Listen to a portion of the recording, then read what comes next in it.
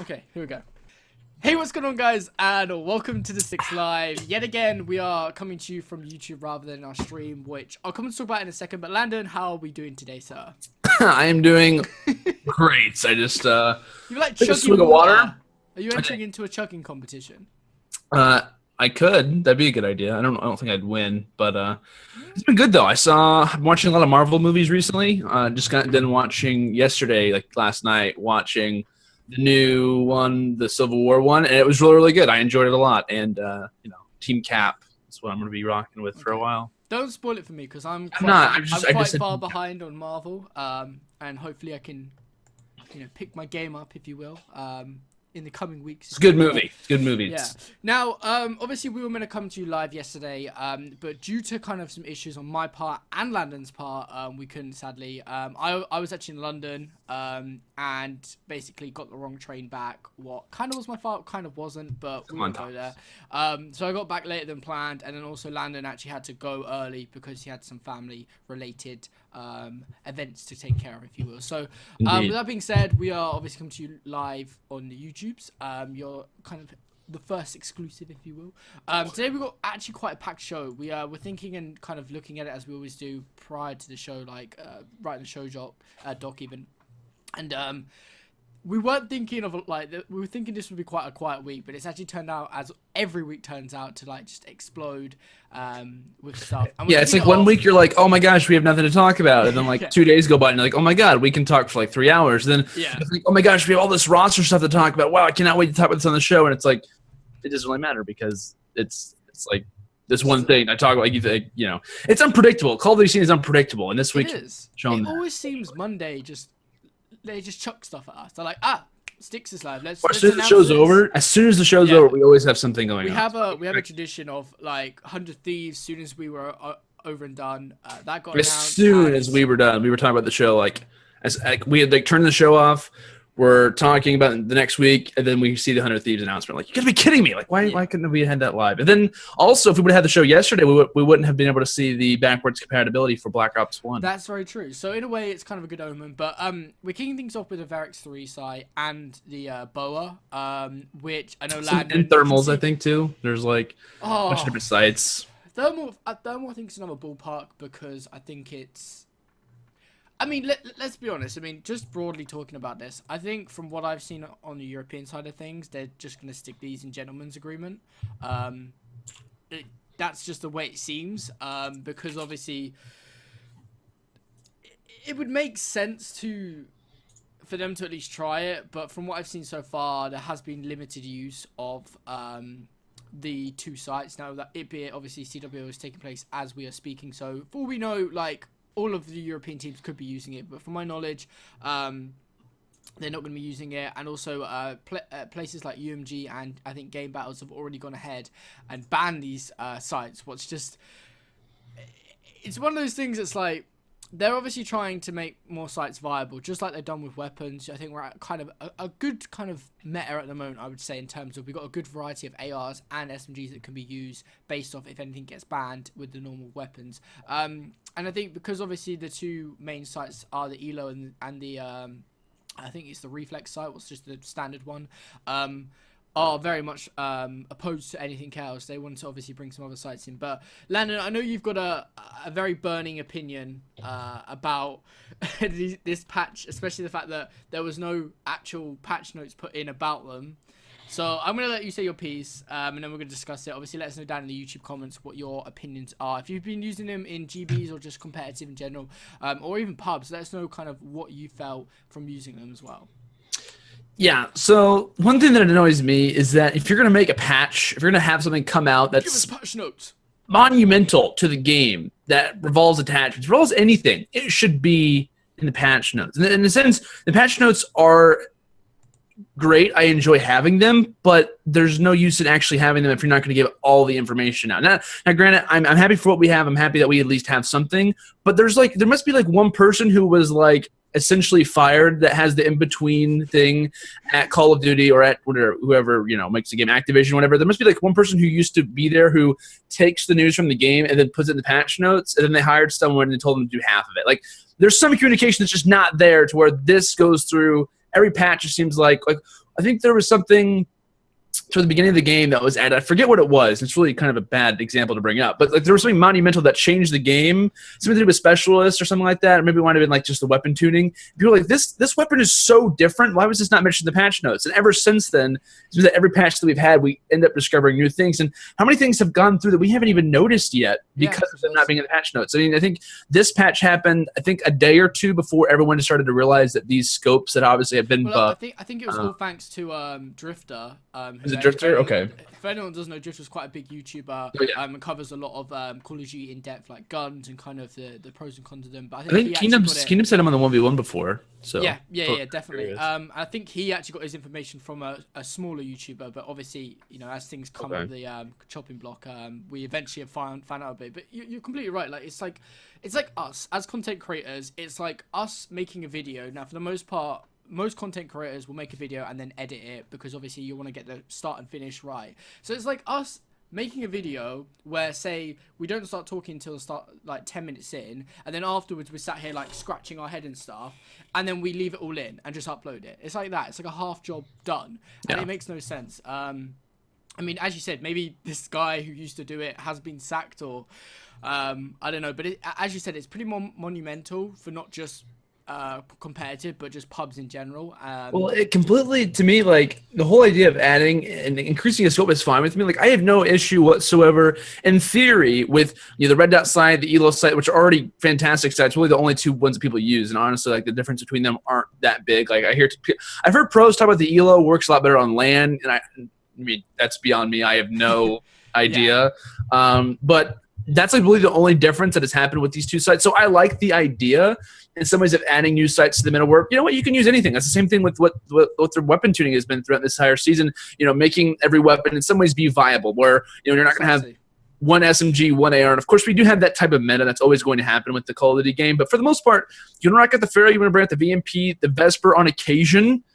You can use pretty much any weapon, and you'll still be okay when it comes to regular pub matches. Of course, pro matches and being a competitive player is a little bit different, but I think the decision to make the site changes are, like I said, are good in theory. When you increase them that much, I forget what the exact numbers are exactly. I was trying to find it. I think it's like, I know they added like a 10% centering speed, which actually, like, so whenever you zoom in on your weapon and after you start shooting a bullet, how it goes back to the very middle of your sight, that's like how much the center speed is. So that was increased by 10%. And now I believe the recoil was also from my understanding, a little bit. The recoil, like you say, has been increased by using the Verix and Boa by double the amount of grip. So that's why a lot of people were saying, if you're going to run these sites, don't run grip because it's like counterproductive. It's like 2 grips is essentially what a Verix site is. Exactly. It's like and it cancels each other out. Like there's something wrong there. That, like, we both get like them trying to make the game obviously very much equal in terms of size and everything. But it's almost like they've overdone it. Like 100%. Yeah, if this isn't changed, this is one of the biggest and saddest moments that I'm going to have, because like I was watching a clip, and I'm not sure, I don't want to go on this for too long, but I was watching someone have a clip. I think they were on Breach. They're middle map. They're watching toward ACs. Someone jumps up to try to go for a wall run and uplink. Guy pulls out a VMP, right? Has this, what is it, Verix scope or Verix 3 scope on it. Just aims over and kills him with the VMP. Now, that's never going to happen. Dead straight. Yeah, that never would ever happen unless you're the best aim in the world. Of course, this guy has uplink. He has drone armor on. It's not like he's just a normal guy walking around like you can occasionally get that kill. Nearly. Exactly, and none of those shots missed. The guy had a good shot, but that's never going to happen in a regular game. And due to the fact of adding these scopes, it makes every weapon, it makes everyone who uses them, it decreases the skill gap, which is exactly what we do not want. That's the issue with Call of Duty right now, and everyone looks at it like, oh, everyone can get on, everyone can get on Call of Duty and be a good player if they play it for a certain period of time. Which I can agree with. In some cases, I think Call of Duty is a lot easier to pick up than a lot of other games are. But increasing that, I think, is where the grind really comes in at. But having this in the game, I'm not going to lie. I've been having the Verix 3 side. I've been having a great time in public matches because no one really knows about it exactly. And it's ridiculous. Like, I shouldn't be dropping 50 kills with a Verix site when my inmate literally does not move an inch. Like, whatsoever. I feel like I'm using an LMG. It's like already the go-to weapon for the most part. And now it's just like, I mean, And I had a bug earlier in the game, and not too long ago, I complained about it on Twitter, and I was like, I don't like the already added sway to the weapons, because whenever you used to use scopes, like if you're using the thermal, your player like kind of breathes, which obviously is normal, but he starts to breathe, and the scope will automatically move without you having to do anything. So if you're getting ready to shoot someone, this is my weapon right here, like in real life weapon, right? So you're shooting, right? And you'll automatically move just a little bit. And that kind of annoyed me, because even if your aim is on point, you have to like take into consideration that little bit of weapon sway, which you don't know how it's going to happen. So I like that the weapon sway is no longer there, but this is just too much to me. Like the recoil thing is just absurd. Like how incredible that it is. I don't know. It's like you say, I think it is a case of decreasing the skill gap. It doesn't take any skill to put on these sites and use them, because they're doing the work for you. If it's if it's what Drifter said in his video, what the information you can probably find by searching it on YouTube, then it's double the power and effectiveness of a grip. What already does, you can notice the difference slightly. So imagine that, but times 2.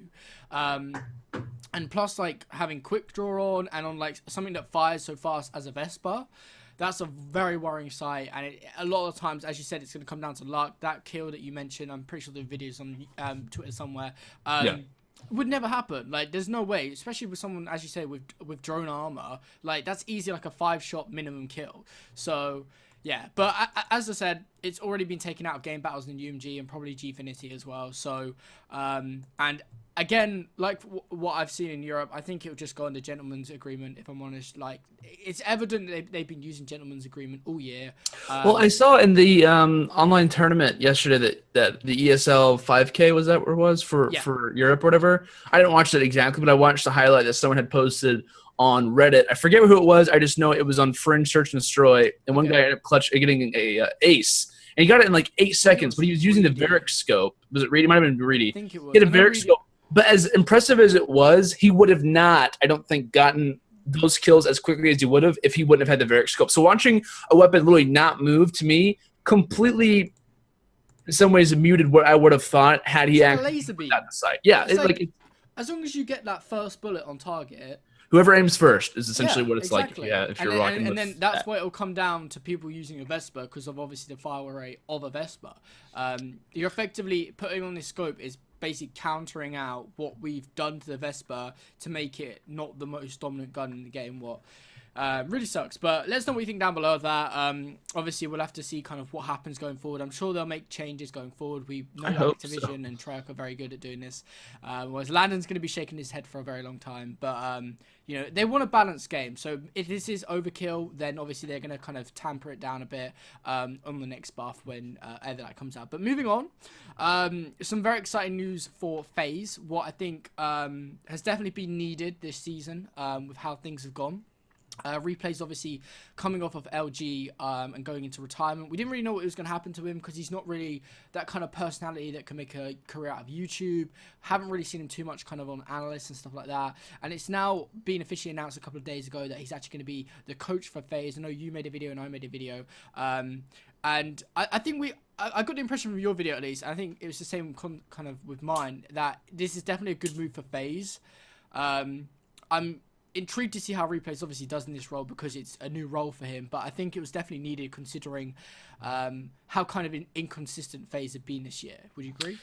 Yeah. The thing to me, which I think is a good addition in adding someone like Replays, and of course I think just in general, we've talked about the coaching, we talked about the team analyst thing many times before, and I'm not going to go into that, but I think really a team can absolutely benefit from having a coach on your team, and as long as you have the right person in that position, because a coach can either change nothing or he can provide a really big difference. And granted, Replays isn't going to be that person, another headset behind them, while the game is going on, because I don't think coaches technically are allowed, which in some ways is true, but it's not. It's essentially like another person can't be on the stage while you're playing is what I would consider to be the rule or the ruling. But I think adding Replays to this team is going to be good because, of course, he's played with these guys in the past. I think he's teamed with Enable before. I'm not sure exactly when, but I'm pretty sure he's played with him at least for a short period of time. But everyone knows, of course, him playing alongside both Glacier and Attach, Denial World Champions back in Advanced Warfare. That wasn't very long ago, of course. Had a long stretch with Denial, then went to Orbit, and then obviously showed up here on Luminosity Gaming and into Black Ops 3. And the thing with me, too, is that having him as a coach is great because we all know that FaZe's issue with roles. FaZe has had so many issues with roles. Does Glacier run an AR? Does he run an SMG? What does Enable do? What does Zuma do? So on and so forth. Everyone's role has changed except for Attach's numerous times throughout these last couple of months of the game. Not really the last couple of months, but like a lot since stage 1 and also even in stage 2 a little bit, where they fooled around with certain things. And honestly, like the recent things that they've done in the video that I made talking about should FaZe make a roster change, I think they've already been on a good path, even without replays being on the team, with letting Zuma do more of a roaming style, which is what my whole video is about. And that's why he was like in AW. That's why they Yeah. were such a brutal team in stuff like Search and Destroy, because Yeah. Zuma, it was like he was like a fly on the wall. Like you just did not know where he was coming from. Most annoying person to play against. Yeah, it was like you never knew who was going to come from, and everyone obviously talks about the Zuma flanks and everything like that. But what I was talking about with replays is that he's played a lot of these roles. He's played in AR. Obviously, heading into Black Ops 3, Black Ops 2, he was an AR player.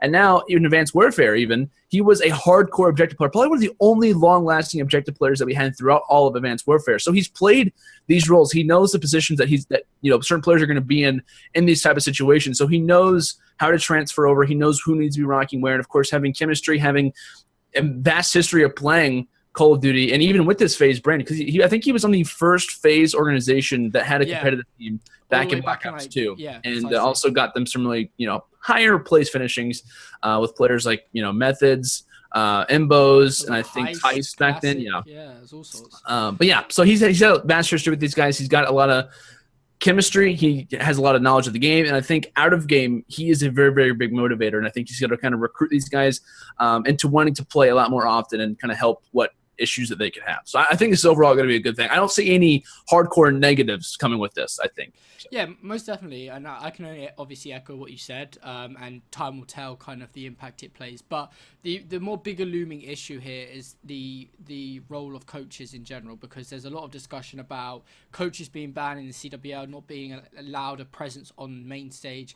And obviously that kind of puts a lot of things in doubt as to kind of what their role exactly is, because Nameless actually tweeted out a few days back saying would be cool to see reliable coaches in COD. Maybe in the future it will happen and COD will continue to grow, blah blah blah. But the main point here is, if Activision and Treyarch, whoever, aren't allowing coaches to have a presence on stage, does that mean that they're still not a coach? No, because obviously they can still help with online, with ban and protect specialists. I think in this game especially it's more prevalent, but they'll just take more of a an LCS style role where the coach will be up until the ban and protect specialist, and then they'll have to walk off stage, because I think we can both agree that back in the Mr. X days there was a lot of people that believed he kind of had too much of an influence with his over-aggressive kind of trash talking and so on and so forth. I mean, what is your opinion on coaches in general? Because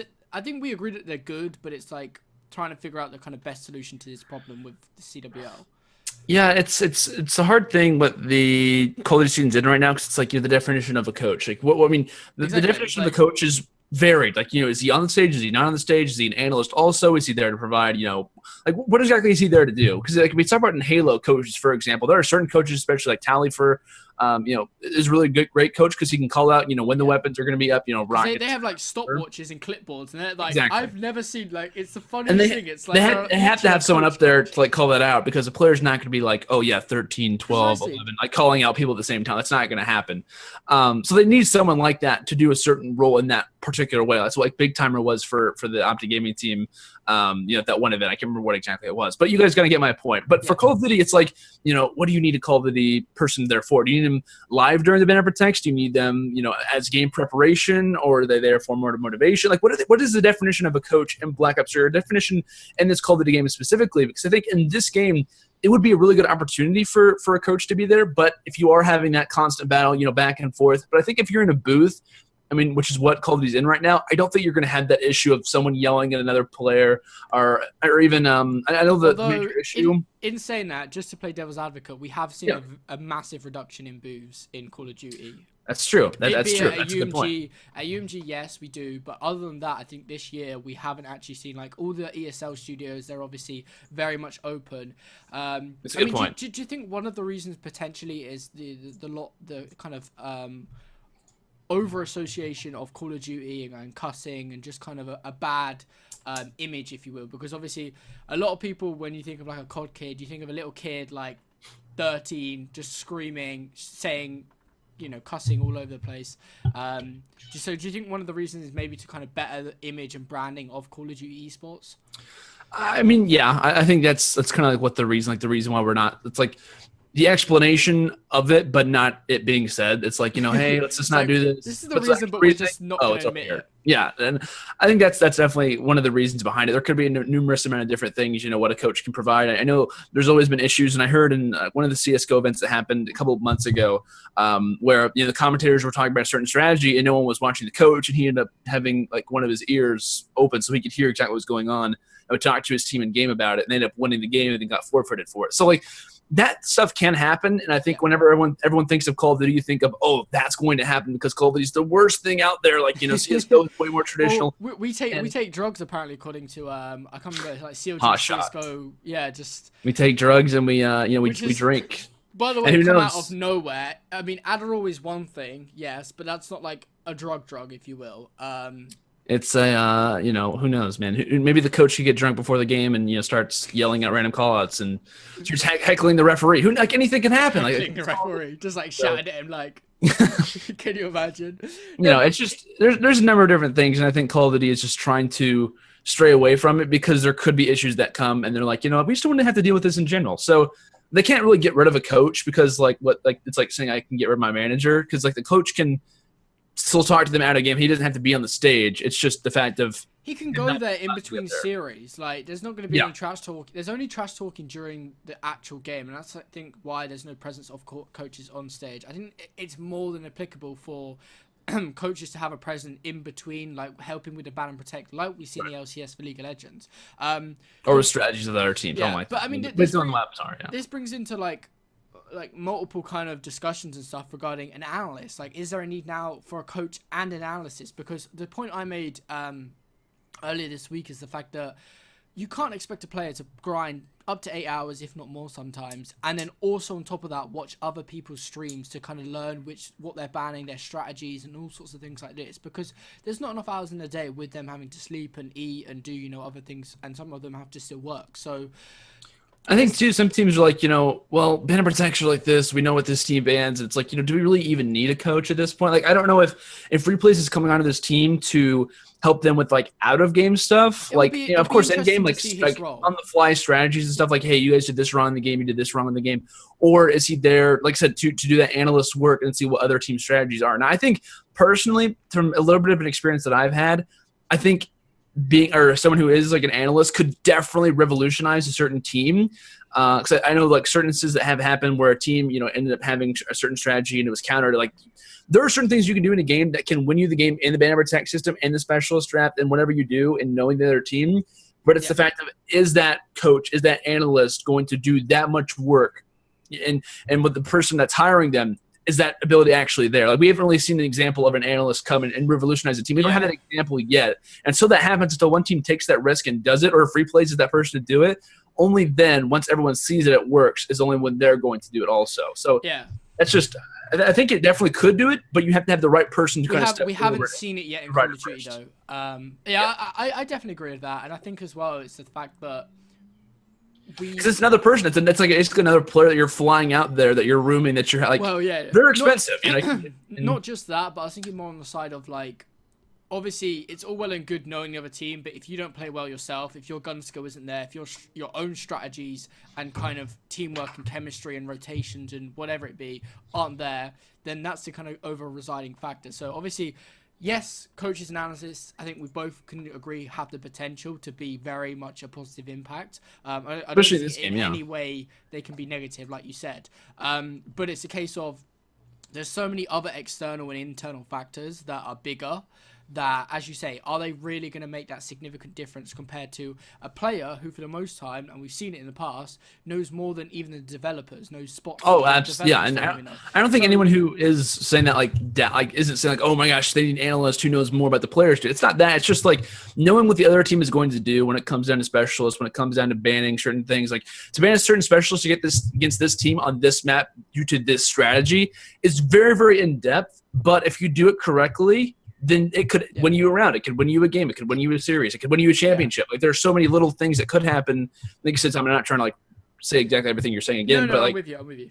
there is a potential for something like that. It's just is it worth it to have a fifth man essentially added to the roster for what could be a very minimal or a very big result, but it's not going to be noticed under a short period of time. Like, it's going to take some time for you to realize that. So yeah, precisely. It's out there. As you say, I think there's potential, but we haven't yet seen it proven. Now, Mr. X, I think, is a different scenario because I think he played a different role to what we'll probably see, if anything, in terms of he was more of a hype man, kind of getting in the other team's head. Rather now, I think we'll see more of a very much strategical game. But just to end out this kind of topic, are we going to see coaches at MLG Anaheim? Because at ESWC we had coaches, EGL that was over here in the UK we had coaches, and I'm not sure about UMG South Carolina if you can comment on that.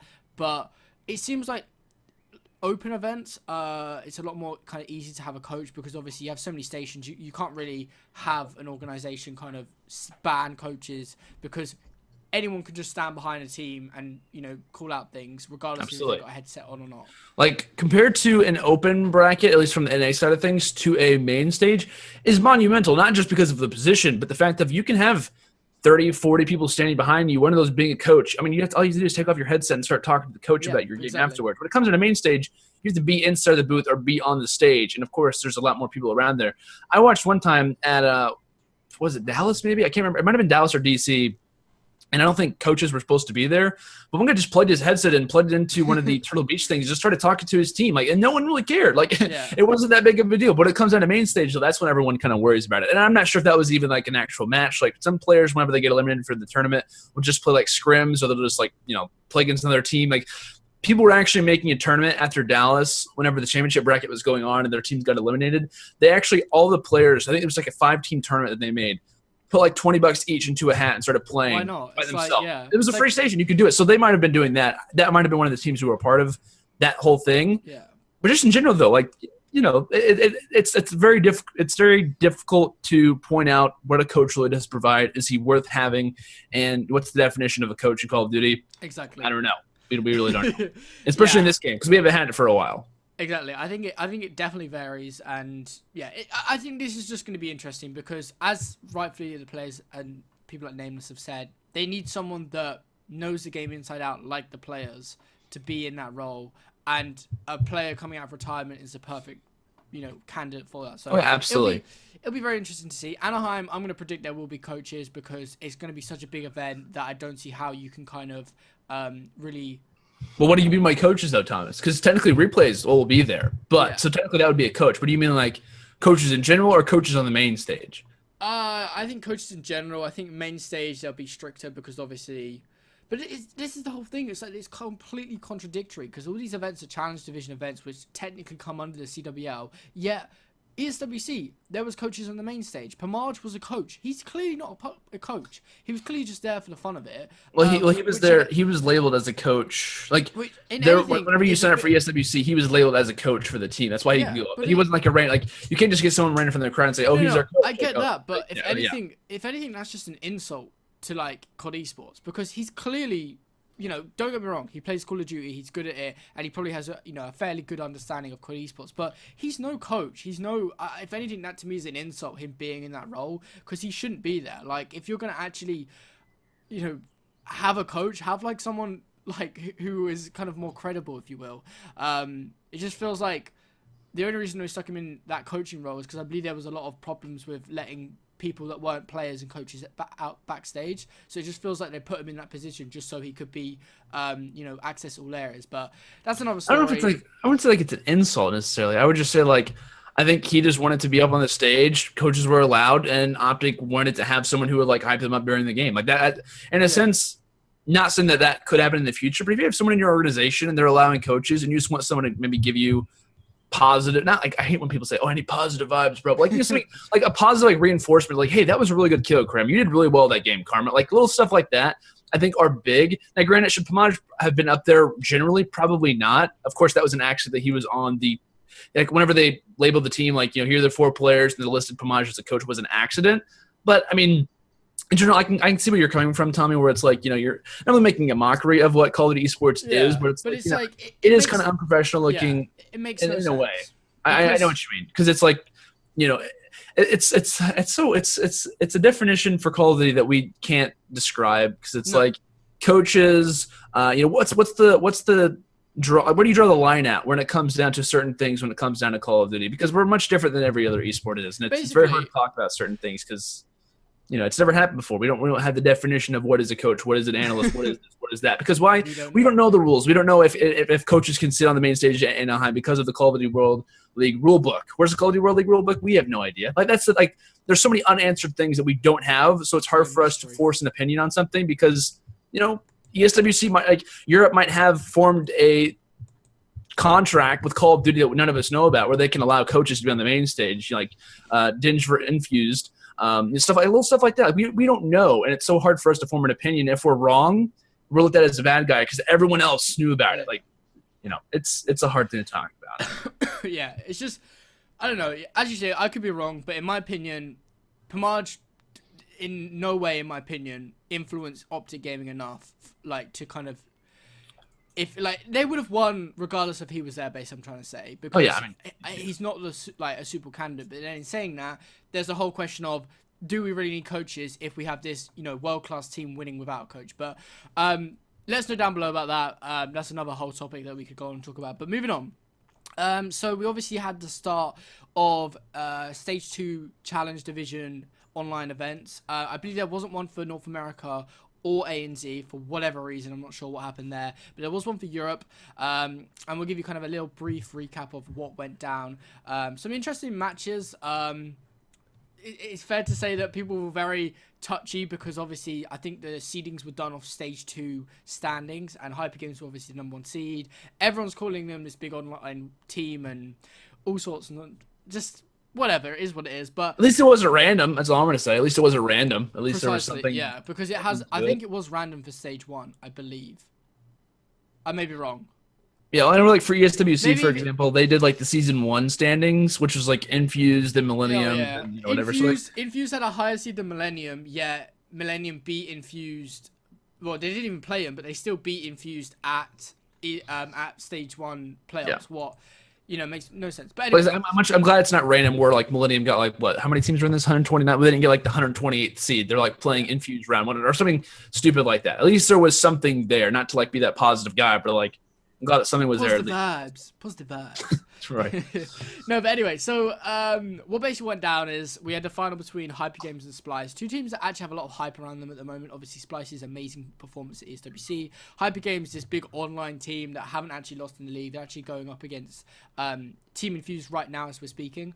I think they're tied at 1-1, so it'll be intriguing to see who comes out on that. But generally speaking, there wasn't really too many surprises. I think Y6 was the only surprise because they beat LDLC to get into the top, the last 16, would it be? No, top 8 even. Okay. But other than that, Y6 was at ESWC, weren't they? Yeah, they were. Okay, that's right. I thought of that name before. Okay. Yeah, and in all fairness to them, of all the teams to beat, LDLC was the one because LDLC up until last week had not won a game or series even throughout Stage 2. They'd lost all their matches, I believe, at ESWC. They lost all their matches in the league. It was only up until last week where they won a series. I can't remember who it was even against. But regardless, they are struggling. So of all the teams to beat, LDLC was the one. Vitality... Didn't LDLC beat Vitality today?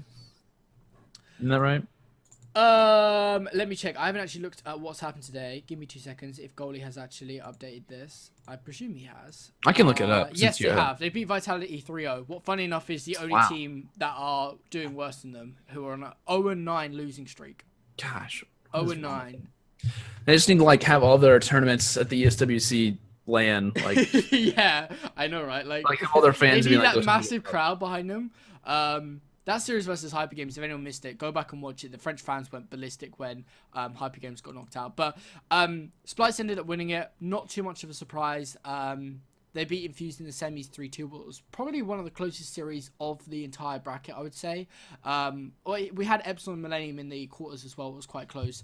But besides that, it was pretty much plain sailing. CWL teams in the top 8, apart from obviously Y6 that I talked about.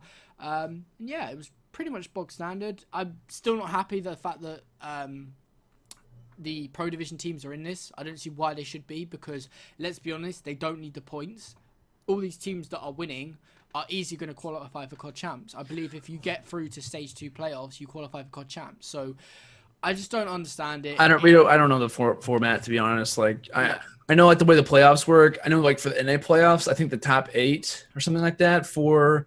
I think like essentially Stage 2 playoffs is COD Champs. From what that's my understanding for Europe. I'm assuming like the top 6 from Europe, top 8 from NA, top 4 maybe from ANZ. Yeah, I would assume it's something along them lines. I think that would make sense. Whatever the number of top teams that made it to the playoffs last stage, those same amount of teams being top 8, top 4, whatever you want to talk about, those top teams will make it into the plus if they're in for Stage 2 already. So with that in mind, like essentially 8 of those teams won't need it. The top 4 teams who are already getting Call of Duty World League points by playing matches in general.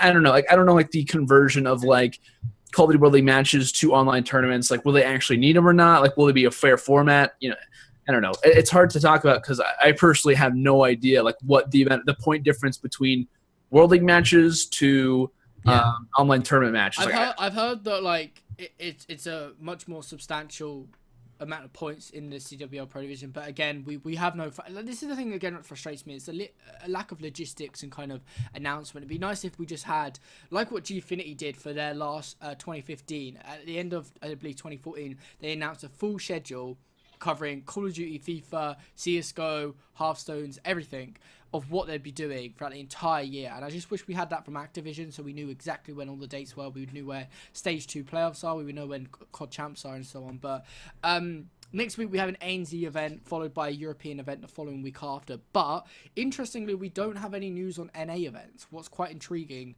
considering last... well, just Anaheim. Yeah, it's weird. It's almost like just Anaheim, like that. Yeah, I know, but it's almost like Anaheim is basically in a way a substitute for these online events. Well, I think it's a good thing. Don't get me wrong, but I mean, we're 1, 2, 3. I think like 4 weeks away from Anaheim, so maybe that makes sense. But it's just weird. I would have expected because I believe.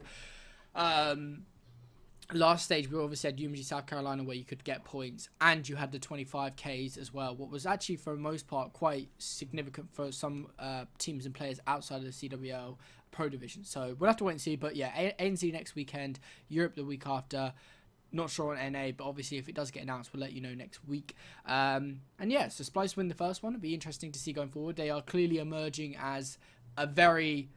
competitive contender, but it's whether or not they plateau or kind of drop off towards the end of the stage when it actually matters. It's all well and good them in really good form at the moment, especially what we saw at EastWC, but it's like if they now drop off or don't kind of continue to grow, I can only think it's going to be a negative for them. But yeah, we'll have to see. But anyway, moving on, we're going to move away a bit from Call of Duty, but it still involves a very much loved team in Call of Duty, which is Team Envious, that are... I don't think it's officially been announced, but there's rumors that they're going to be picking up Renegade's LCS spot in League of Legends, what is very intriguing. I think Renegades, if I'm not mistaken, basically got banned, if I'm correct, for some problems with the team. They broke some ruling, and Team Envious are top contenders, if you will, and apparently they're going to be paying $1 million, yes, $1 million for this NA LCS spot.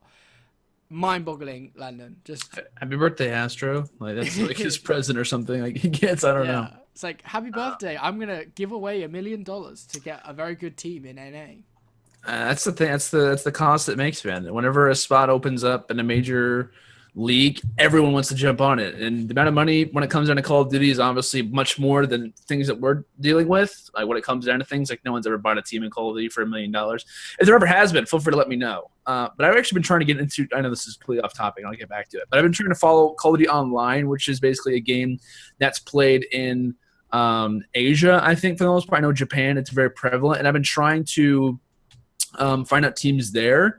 And I know that they recently had a Call of Duty Online tournament. For those who don't know, Call of Duty Online is essentially all the Call of Duties combined into like a major. It's different out in Asia because of obviously because we can't play their games, they can't play our games, etc., etc. Either way, if you want to look up Call of Duty Online, you just go on YouTube and find it. But they actually had a tournament this past weekend that was like not this weekend, but like a couple weeks ago. That essentially in American currency is $200,000, which is kind of surprising. And I'm trying to get involved with that. So if there ever has been a team that's been bought for $1 million, feel free to let me know. But Landon's on the probably hunt. that is a major amount of money. So with that in mind, if he is trying to expand, I know Echo Fox has recently got involved with Call of Duty. Maybe like last week Yeah. or so. They've made steps into getting into other esports. And there's been rumors of Optic Gaming trying to get into Smash. A lot of Call of Duty organizations, Echo Fox being the most recent one, that are trying to expand, which I think is always good. I think expansion is great. And like I said, whenever you have a major esports league open up, and the teams, for some odd reason, if they want to sell it or if they're being forced to sell it, for obvious reasons, everyone's going to hop on it. And based on how big you are is, how you kind of forfeit that or how you get bigger. So it's like, I forget what game it is. I don't want to go into it, but I forget that game. It's like where you keep getting bigger and bigger. I forget what it's called. It's like, it's one of those popular games that was on YouTube for a little while, Tommy. I forget. Now it's like a new one. It's like the snake. And like if you eat the other smaller snakes and you get bigger. Yeah, that's what it is. Yeah, it's like essentially that's what the organizations are trying to do. Like you get into Call of Duty. They're basically trying to consume the big snake. The big snake has just been basically killed, which is Renegades. Yes. And now all these little snakes, like, Envy aren't even little, let's be honest, with all the teams they have across the different esports, like, and they're just like kind of like sliding into them DMs. But, exactly.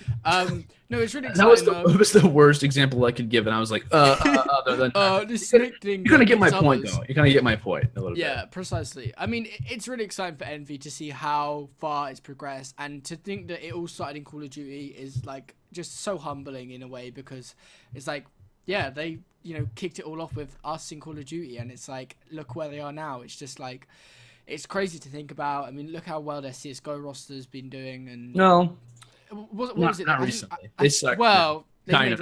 I say they suck. I don't know that much about CS:GO, just as much as the person next to me, but I'm being very specific with you today, Tom. I apologize, but they have been performing very well as of late. But they're still really good. I mean, they're still a really good team. They're one of the most known organizations in the world right now. So exactly, and they won like the Smite World Championship. They're very much firmly on the esports map. So wish them all the best. It looks like it is going to be official, but they're just kind of arranging obviously the agreement and the settlement and how much is obviously going to be paid. So I would expect that to be done by the end of the week probably. And obviously happy birthday to Hastro. I believe it's his birthday. Is it today or was it yesterday? I remember seeing it on Twitter. I think it was yesterday. Okay, well, happy birthday for yesterday. If we recorded this on the right day, we'd be saying it on the right day, but we're not. So there we are. But other than that, the international for Dota, pretty huge competition. If you're new to esports, it is literally the most ridiculous thing, because you basically have a set prize pool. What's 1.6? That's what we saw for Halo. I think that was 1 million.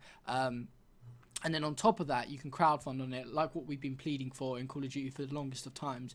And I believe at the moment, every purchase you make within a certain kind of variety of purchases, 25% of that sale goes towards the prize pool. And within 24 hours, it is at, I think, probably about 4 million right now. So it's gone up 2.4 million in the space of 24 hours. And I am just like, holy how. I don't know what to say. Like, just that is just mind-boggling. I think they've already beaten the prize pool for 2013, and it's been 24 hours, which just shows how powerful a community can be. And in my video today, I actually talked about how on Dota's website they have a track of like how many people individual accounts played the game in the last month, and at the moment it's sitting at 12 million. If every person out of them 12 million purchased one of these things, I think they're as little as $10, they would add 30 million to this prize pool. 30 million landed. Just take that in. Like, what would you... Right, if you won the international, last prize pool was, I think, 6 million for first. So you would take home 1.2 million. Let me know down in the comments as well. What would you do with 1.2 million landed? Buy an LCS spot? I don't know. I'd do what Hastro's doing. Maybe make my own organization. So I don't know. Man. You spend like 5-6 of the money on a LCS team. Maybe. I don't know. That got relegated in spring split and had to requalify. That's how little money, even $1 million will not even buy you a good LCS team. That's the just ridiculous thing. But can you imagine? That's life changing. I think EG won it last year, and you're set for life. All you've got to do is win that tournament once. And honestly, I mean, in a sense, yeah, but not really. If you're wise with your money, like in sense of like? Well, I feel like if you win $1 million, depending on where you're at in your life, let's say like our age, like 20, around 20 years old, right? You win $1 million, that'll really help you, but it's not like you can relax for the like, I don't have to work anymore. I don't have to like. No, but I mean. But I know what you mean. Like, it obviously very, very, very, very, very much helps it's you like out. winning the lottery or the Powerball, whatever it is in the US. But I mean, it's like getting this lump sum of money is essentially saying to a player, like, you could, if you use this money wisely and like invest it back into esports, you can easily kind of be sustainable. What I think is just crazy. And just imagine, because obviously it's every year, so like there's not like if you won it the year before, the chances are you're going to do well the next year. And even if you don't win it, you probably will take home like 500k maybe. And like that's easy enough every year if this continues. But yeah, it's mind-blowing. Be nice if we had crowdfunding, wouldn't it? Yeah, okay. Segregate on. All right, there we go. Okay, we're gonna just spiral away from that, and we're gonna talk about the Castoff because Landon's in the Castoff. That's fine. Yeah. Round of applause for Landon. Thank you. So Landon, talk me through what the Castoff is, because it's changed from what it was with MLG. It's now called the Community CWL Castoff, I believe. And they're actually doing it in a slightly different way with off-stream matches if you just want to fill the viewers in with what it is. Yes. So if you guys had been involved with watching LG back in Advanced Warfare, essentially they did a thing called the Castoff, which I think is an idea that Benson had for a long time, like even since Black Ops 2, I think is whenever he tried to bring it up, it just would not work out. So it's been a long-waited plan that was released last year. Essentially, they're just looking for the best catch that they can, and of course, coming from different regions. And I'm glad that in some ways, from Advanced Warfare, it was they're at least making improvements, because in Advanced Warfare, it was only one region. It was only if you were in North America, maybe even America specifically, maybe. I'm not sure if it was even like outside of the United States. But either way, though, so they're kind of branching out. And essentially what it is just casting competition. You make it through different stages. And MLG was fine. Not to like hate on MLG or anything like that. I just wasn't the biggest fan of the format. I mean, in some ways, like granted, yeah, you have different things you cast. Great. Like you have trivia, which, you know. That was very controversial in my opinion, because like to me, like, the way that I look at it, it's just I just want to cast. Like if I have to go through a competition to try to make it farther, I'll do it. It's just to me, not that I don't mind cast off opportunities, and I'm very, very grateful that ESL or whoever put this on, you know, Activision, whoever it is, who did put it on. I'm so grateful that they even thought to add someone like me into the cast off. To me though, all I want to do is I just want to cast Call of Duty. However I get there is fine. I just don't want it to look unprofessional as the way that I got there, because I want to cast a competition. Yeah. Online, but Landon, like through trivia and stuff. Landon, I'm gonna just stick up for you right now, because you're there because you deserve it. Okay, like you and Fox are easily like. I was having a conversation about this, funny enough, this morning with Goalie, while he was covering ANZ, and we were saying how, if I'm honest, if you two don't win it, I'll be surprised. Like I'm being dead straight. I think you two should win it, hands down, because you have shown and put the effort in and progressed. And I mean, yeah, I just think if you don't win it, it's beyond me. I mean, yeah, but I mean, the other candidates, no disrespect to them as well. I think everyone in it is very talented in their own respect. Absolutely. But you know, it's a competition; only 2 people can win it. But just talk me through the formatting, because I think it's working slightly different. Where so you're casting offline, like the matches that aren't being streamed, and then it goes on the YouTube for Call of Duty. What's pretty exciting, is it not? Mm-hmm. Yeah, it absolutely is. So, and then the judges are all the CWL casters for NA, I think. I believe, yeah. So there's 4 groups. I think there's 3 of us from NA. It's myself, Fox, and Paradox. I think that's it. I know and Jen Lemkimi from Canada. So that's like 4 people from North America. 2 people from Europe, obviously iRage. Yeah, and Rage is there. 3 people on the Sticks fam. 3 people. True. We are repping. I think also ANZ. Wait, who else is in EU? Dr. Curry, Trout. Trout, that's right, Trout, yeah. And Millboss. Yeah. Millboss is the one who I am in a group with. We recently recorded our offline match. I don't know if I'm allowed to say it or not, so I'm just gonna like keep it off the air, like who I'm casting over. It should be really easy to figure out. Okay. But it was an offline match. I just don't want to like say anything that I'm not supposed to. Extra. Yeah, that's fair enough. Yeah. Essentially, what you just do is you do an offline match, cast it, send it to them. essentially between you two. We have like graphics that they gave us and stuff like that, and I believe they'll lower it down to one person from those groups. So I don't know how they're going to judge exactly. I know it's the 4 Call of Duty World League casters decide, and also going to be one group being from the fans. So it's like 5 overall votes. Okay. So it's nice that it's not like a 2-2 or like 3 people. I'm glad that it has to involve in some way the community. Now, the only thing I'm frustrated about is why they're not involving the European and ANC casters as well. I don't know if it's because of just like logistical, it's kind of hard to get them all together, or to. What do you mean? Like in terms of, obviously you got Maven, Courage, with Mr. X and Revan all judging. Why not use more Oh, like I see what you mean. Yeah. Machine? You know, Machine, although obviously new to Call of Duty casting, is one of the most professional and like just you know, elite casters out there and presenters. I don't understand why they're not like. It's just, yeah. I in my opinion, I'm gonna be honest. I feel like they've only really included ANZ and maybe even Europe as well to make, just because they feel like they have to. They obviously feel obligated to include the 3 regions, and it just makes no sense to me. It's like if you're gonna use just the North American casters, then you're just continuing this problem of not making this esport global. Like you're just fixating. I know it's only a small thing, but to me it's like you have these great casters. And I did feel bad because we're casting only NA matches too. Exactly, like, as well. It's like, how is that fair? I mean, I watched the Fox and Dr. Curry one, and it's like Fox is easily gonna have an advantage. Like it's ridiculous to. I know people will argue like it doesn't matter who you're casting, you should still be able to, but you've got to remember like Fox lives and breathes NA and like knows it inside out, so he's obviously going to have an advantage over Dr. Curry, who by the way doesn't get much opportunity to cast anyway, and for the most part probably is only able to watch ANZ because of the time differences, because literally as soon as ANZ finish he probably goes to bed and therefore misses the rest of the matches for Europe. And well, ANZ is even more difficult because it's like whenever that stream turns on is like when they're eating dinner. Like that's like kind of when it, like for me example, for my example, it happens at 4, which to me is like a couple hours before I eat dinner. Like when it happens to them, it's like when it's getting dark outside, which I can only imagine. Like their matches go till 12 or midnight or even just a little bit higher. Yeah. And to me, that's really surprised. Like, I'm kind of surprised that actually. I'm really surprised that they have to watch it that late. So for us to say like the time difference is worse, like we have the same difficulties watching ANZ. Well, theirs is actually a little bit more difficult, even already being in a region where they can't watch anything else. Would it not be fairer, just throwing it out there, say, so you're casting with an ANZ caster.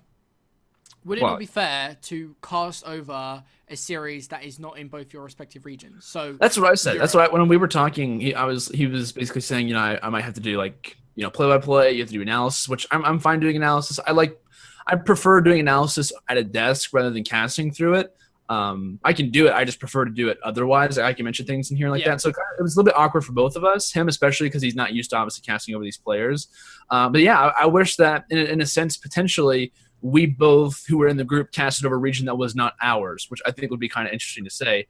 But I think the reason why it's an NA is obviously like NA when you think about it, like all the Call of Duty World League regions, NA is the one that you look at. Of course, they host everything essentially. Like they host the Call of Duty World League recap show that also involves the EU and ANZ, but primarily like NA is the more dominant region, you know, for the most part. And when it comes down to like matches, like when NA comes on, EU has to go over to Alpha, you know, so on and so forth. So I think I understand where everyone's coming from. It's just they're kind of following the line of what they've done in the past. And I'm not saying that it's good. I'm not saying that that's the way it should be. Yeah. I think in a perfect world, we would love it to be a different format, myself included. But I think when it comes down to being a Call of Duty caster, your main focus has to be NA, no matter where you are, or at least have it be in the way the exact same as what your region would be. Like whether in Europe or in NA just as much, if not more.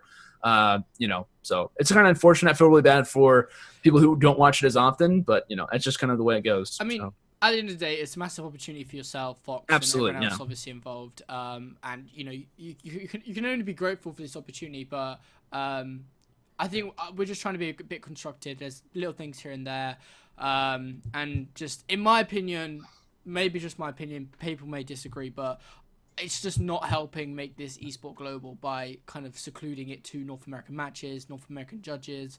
I mean, look at why, like, I get that North American is where it's at with Call of Duty right now, but people have to think outside the box. People have to realize that if Call of Duty is going to continue to grow and to be something bigger, it's got to grow in Europe, in Asia, in ANZ just as much as it is in North America.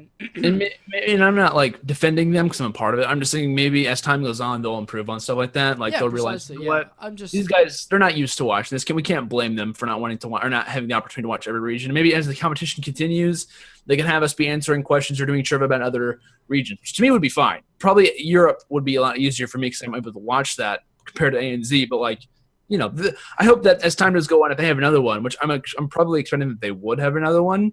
That when they do, it'll be a little bit at a more level playing field. I feel like you should cast over the college league. I wouldn't mind, man. That would be quite entertaining to see what they bring out. Either way, though, you can catch it Landon on the Call of Duty channel. Probably, I presume the video with yourself and. I should be after Dr. Curry and Fox, but I'm not. Like that's already been up. So. I should be the next one. I'm pretty sure. That's okay. Well. Keep your eyes peeled, and obviously we wish you all the best. And obviously go ahead and vote for Landon, Rage, and Fox. And as I say, my vote 100% Fox and Landon, like without a doubt. We haven't even seen the cast yet, though.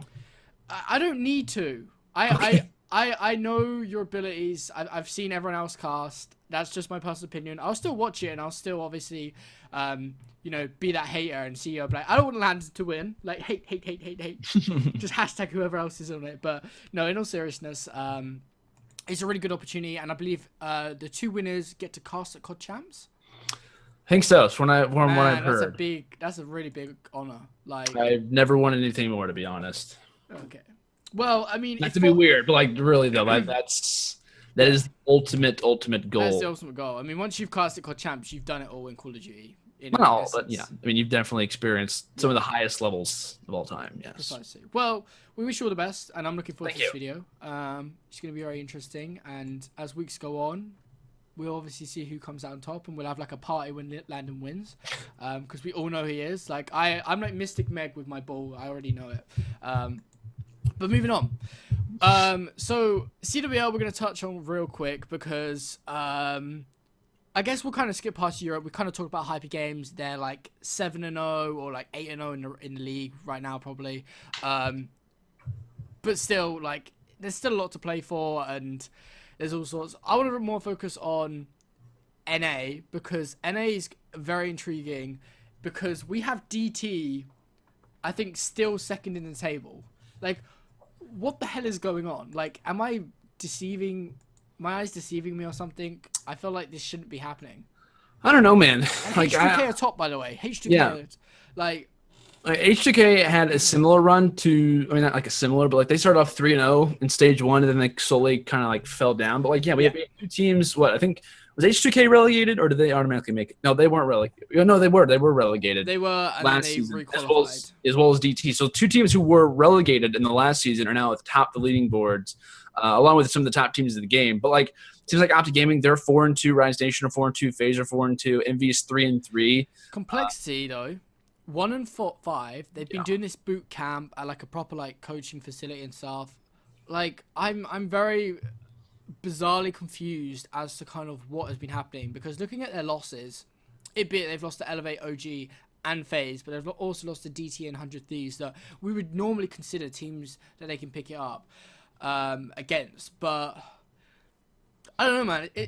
It's weird to see how two teams, as you said, got relegated, are now top of the league. Now, don't get me wrong, we're only like week 4 or 5 of the NACWL. Remember, they're a week behind everyone else. So as time goes on, I'm sure it will kind of all flatten out, and you'll see FaZe, Rise, OG, Envy, teams like that kind of merge up. But it definitely makes relegation a lot more intriguing, because obviously if these teams are already up there, then they've got a lot of kind of lenience in terms of mucking up along the road. They can afford to kind of take a loss here and there and still be really comfortable mid-table, which is a worrying factor if you're a team like TSM, LG, Cloud9. It's a very worrying prospect, knowing that these two teams that got relegated last season are doing so well at the start of the season, whereas these other teams are like 2-4, 1-5. So I think relegation is going to be intriguing. Do you think H2K and Dream Team can continue this though? Or is that a tricky question to answer? like the definition of continue this is like, will they still play consistently at the top? No, I don't think that's going to happen. Okay. I don't think that H2K and DT at the end of the season will be number 1 and number 2. Okay. I think though this start for them because Dream Team, they're 5-1 right now. Their last season record, their stage 1 overall wins was 7, and now they're only 2 games away from tying that, and they're only they were like rock bottom, and then I think the last week they went on a streak towards the end. But this might be echoing what they did then. The last 3 weeks, I think, of the CWL, they were already relegated, but they went on actually in a really nice winning streak, and picked themselves up to like 10th, and that's probably why they had an easy opponent to qualify from. But yeah, I totally agree. I don't see H2K and Dream Team furthering their performances. Looking at it, DT have beaten Cole, FaZe, and Rise. They're the 3 notable teams, but 9 out of 10 times, or 8 out of 10, whatever the statistic may be, you're probably going to see OG, Rise, and FaZe take down these teams. And we have to remember as well, NBA too, essentially. Yeah, precisely. Like, teams are obviously going to probably start off the stage slow. I know a lot of them took holidays in individual players, so they're obviously going to start off slow. And the main factor is, and this is what I said about Splice, it's all well and good them doing well right now, but they have to continue this, or if not further it and get better by the end of the stage. They can't afford to plateau or drop off, because the way we've seen it go in the past, it's just not going to end well for them. And I feel it's not how you start, it's how you finish. Essentially, like what ends exactly, yeah. It's all well and good them being here now, but if they then start struggling and drop all the way down to like 7th, 8th, or even into relegation, then was this really worth it? Was it really worth having a good start? I mean, yes, I guess it was, because it's better than going 0-5, but it's like, it's almost like what we see in sports, where you have to like get your athletes ready at the right time, and I kind of feel like somehow that can be transcribed across to this. I don't know what I'm saying, but yeah, I don't think it'll hold. I think you'll see like OG, FaZe, Rise, one of these teams at the top. Oh yeah, definitely. I think we'll also start to see some team changes. As far as I know, and I'm not 100% sure on this, I think roster lock is week 6. Okay. That's not confirmed, so we still have obviously 3 more weeks until roster changes can occur. And I think if complexity stays in a similar form where, you know, maybe week 4, week 5, they're still in the bottom 4 teams, which I think is going to happen for a while. I think they consider making another change, or at least having something happen. Granted, yeah, they're at this thing. That's fine. That's all happy and stuff like that. But it's not getting results. They're not in a position where FaZe is at, where everyone's like, oh my gosh, you know, FaZe isn't turning up on LAN. Cole, you know, isn't very good online. FaZe is good online, though. Because like, I feel like from what I watched and seen on Reddit, that's kind of like where I generalize everything. Is that everyone thinks that Cole should stick together. FaZe shouldn't. But yet FaZe is a really good online team. And to me, based on which team should make a change, of course, I'm going to say complexity, even though they're at this boot camp type of thing, whatever you really want to call it. I don't know. And Parasite's been tweeting out every time they lose. Is like, yep, fully expected it. And it's like, you know. It's so kind of like arrogant. It's like, oh, I told you so. Like, you need me. And I mean, I'm not going to disagree with him, because I still feel like Parasite was the wrong player to drop. I feel like they still should have dropped a player like Nameless, but that's past now. As you said, I know what you mean, yeah. I honestly thought like, whenever.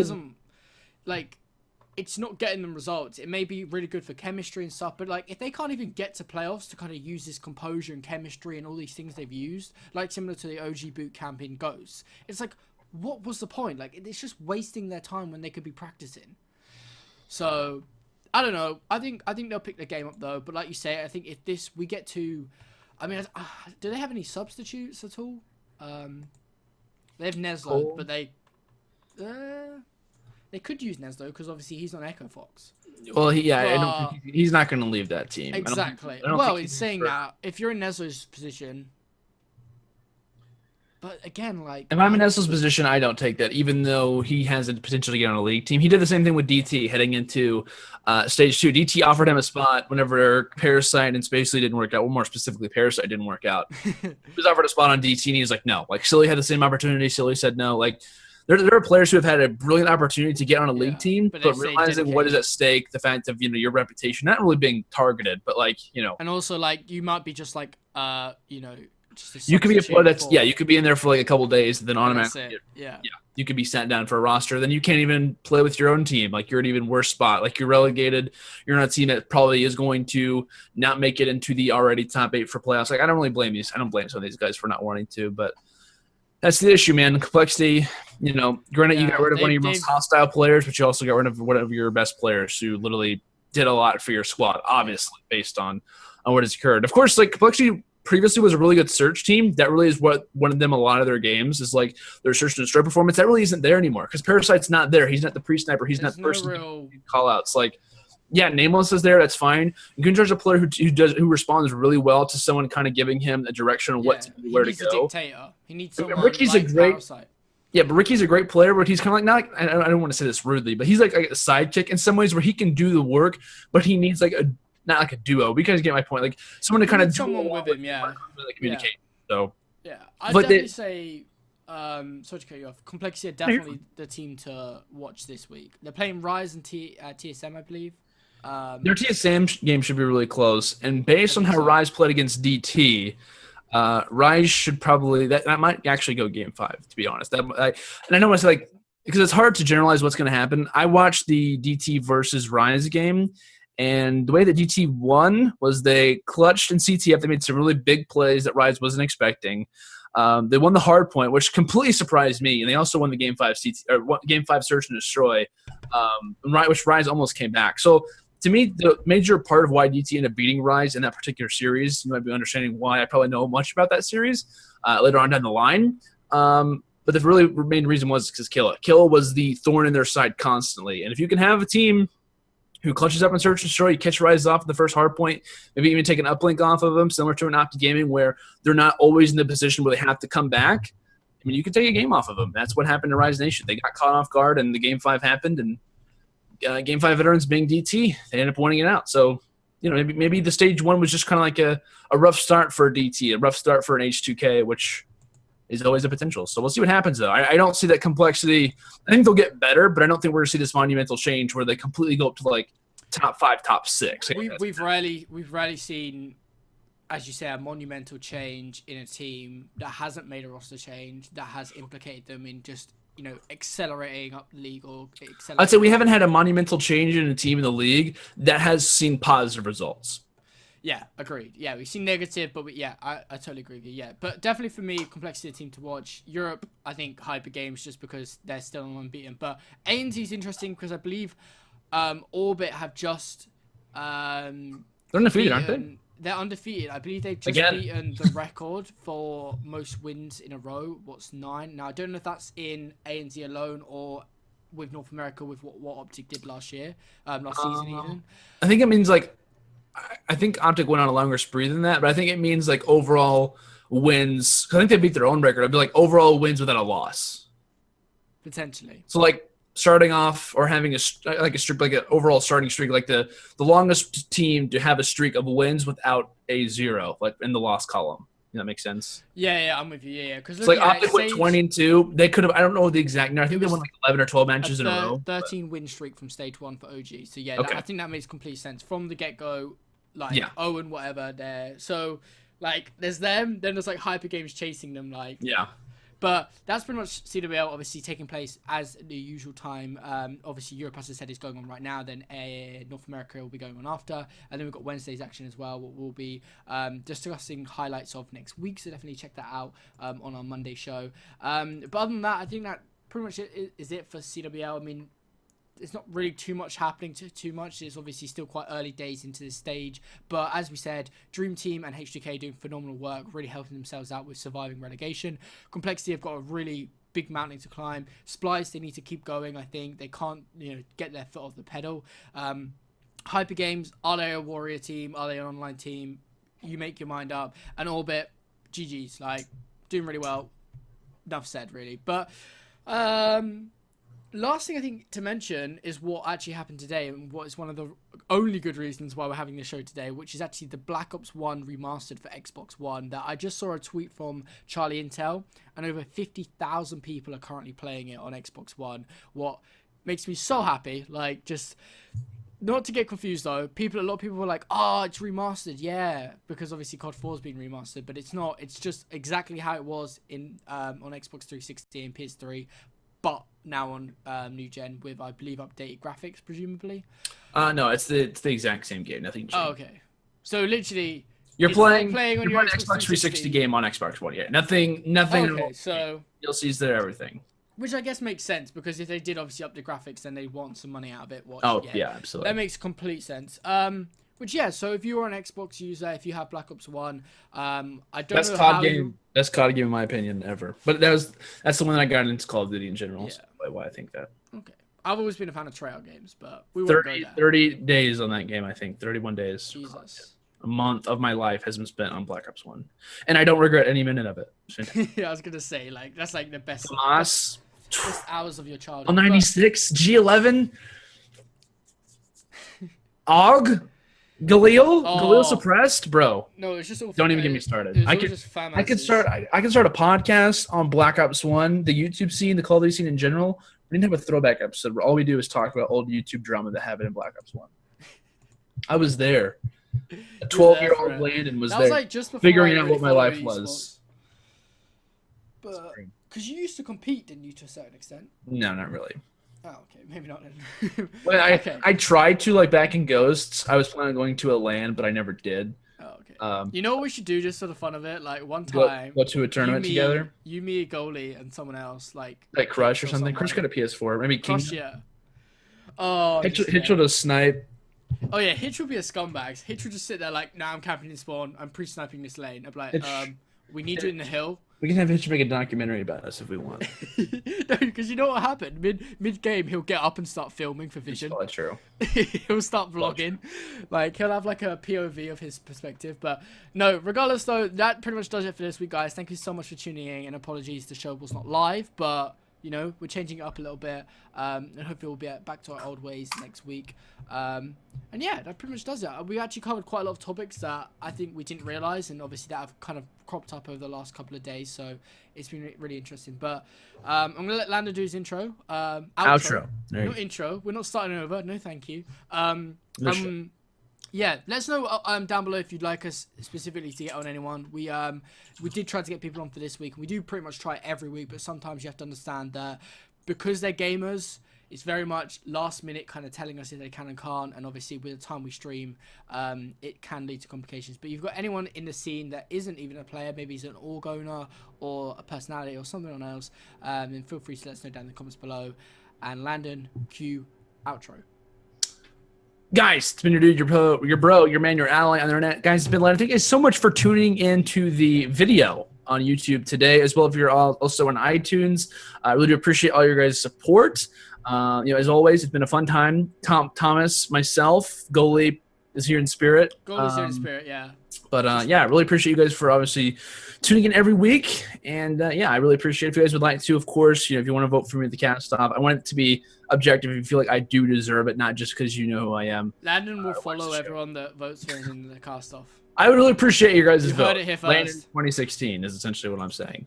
No, really, really blessed to be in the situation that I'm in, and you guys, of course, kind of have put me there. So thanks for tuning in. If you guys want to check me out on YouTube, Lando COD, and also if you guys want to check out my Let's Plays, Landos. Yeah, we should mention that. 4. So shout out to Landon because he started I think it's called Landos.